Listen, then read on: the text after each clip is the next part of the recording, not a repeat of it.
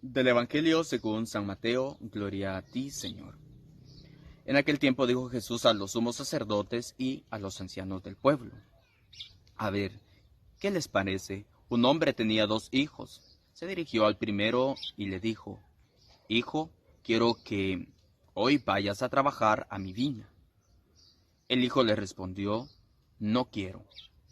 Pero luego se arrepintió y fue. Acercándose al segundo le dijo lo mismo. Este respondió: Ya voy, Señor, pero no fue. ¿Cuál de los dos hizo la voluntad de su padre? Le dijeron: El primero.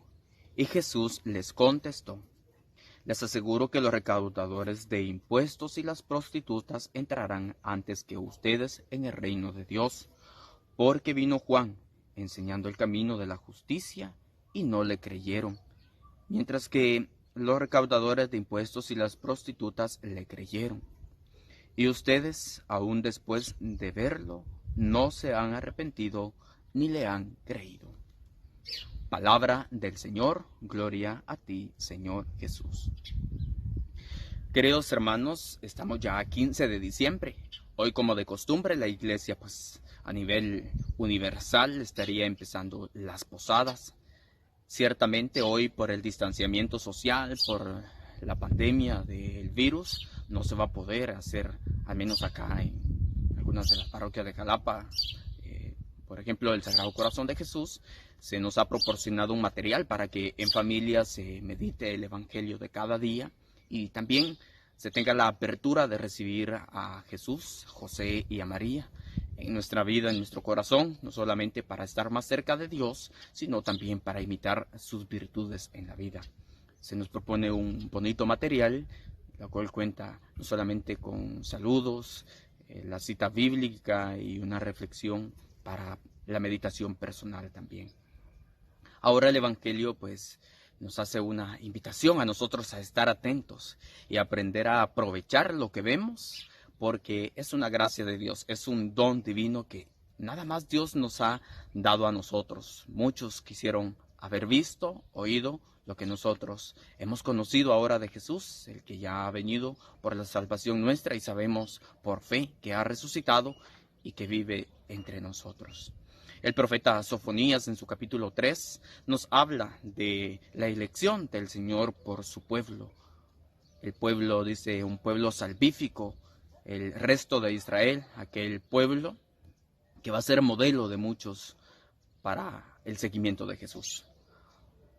Le llama al inicio un pueblo perverso, que no hizo caso al Señor, sino que siguió sus propios lineamientos y además será opresor.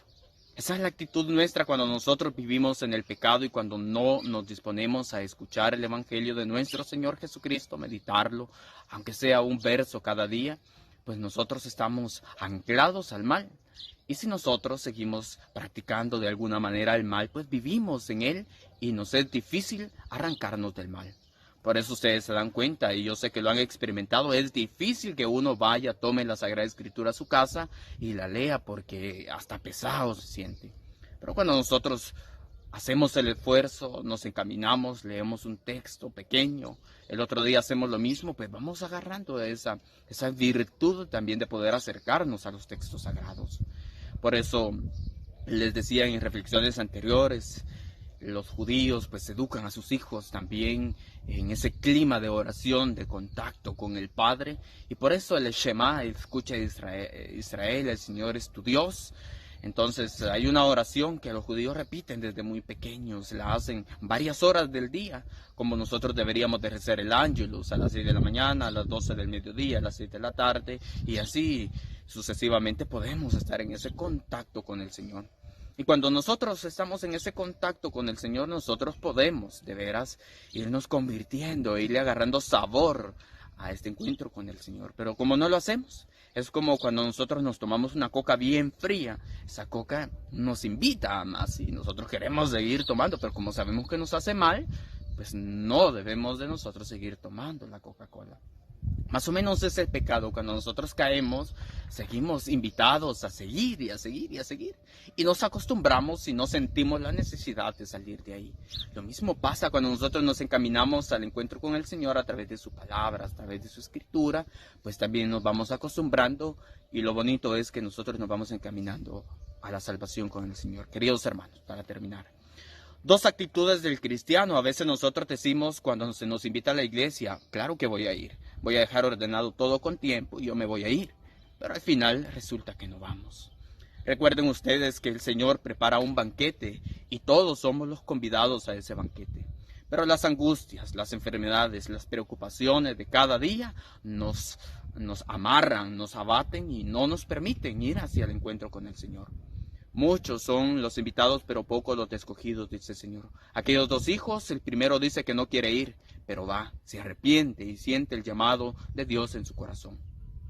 Y que la actitud de aquel hijo que le dijo a su padre, ahora voy, pero no fue, no sea nuestra actitud a imitar, sino que sea un corazón dispuesto siempre a ver un cambio en nuestra vida. Que el Señor nos ayude y a seguir perseverando con mucho entusiasmo y vivamos este tiempo de gracia que el Señor nos propone, el tiempo de Adviento y el tiempo de Navidad también, que es un tiempo propicio para volvernos a Dios, de dejar todas aquellas cosas que nos apartan de Él, para poder encaminarnos a su encuentro y desde entonces vivir en Dios. Que pasen una excelente jornada. Bendiciones.